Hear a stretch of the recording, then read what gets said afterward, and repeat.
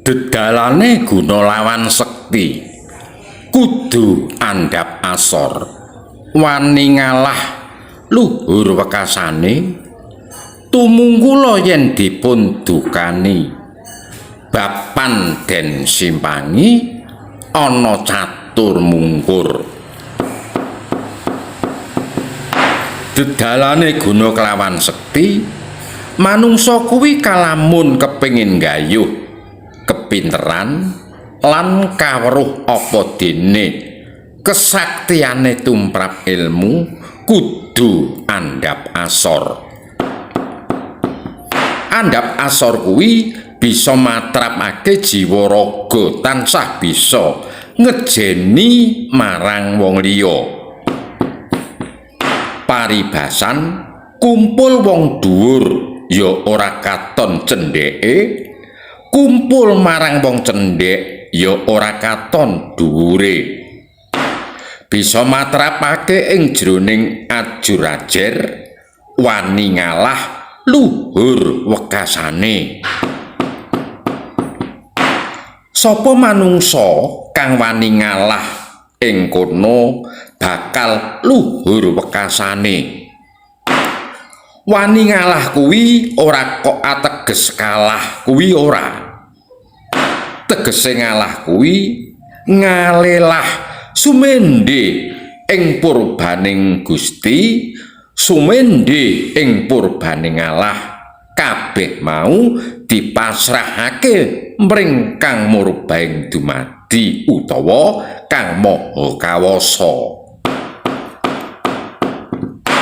Tumungkula yen dipun dukani karepe gelem nampa marang panemune liyan, ngejeni marang pahame wong liya, ora ngendhak marang gunaning jalmi. Ora demen kluputake marang wong liyan, bapan den simpangi ana catur mungkur. Kang tegese ora seneng ngurusi marang karepe lan tujuane wong liya. Sartane ana catur mungkur, ora ngrungokake marang pawarta kang durung ana kasunyatane. Tembunge ana catur mungkur. Ya kuwi sarana guna lawan sekti. Pitutur iki kinemot ing tembang mijil kanggo rengeng-rengeng ya nyampleng, kanggo tetembangan nyang ati ya adem.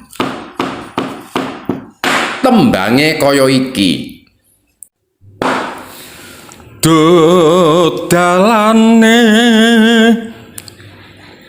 guna kelawan sekti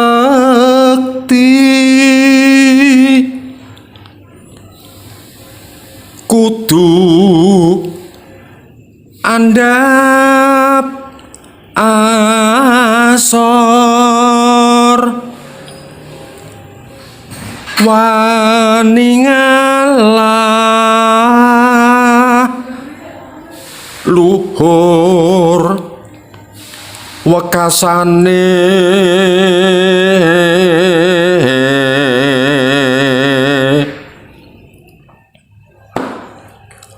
Tumungkula yen dipun dukani bapan den simpangi ana catur mungkur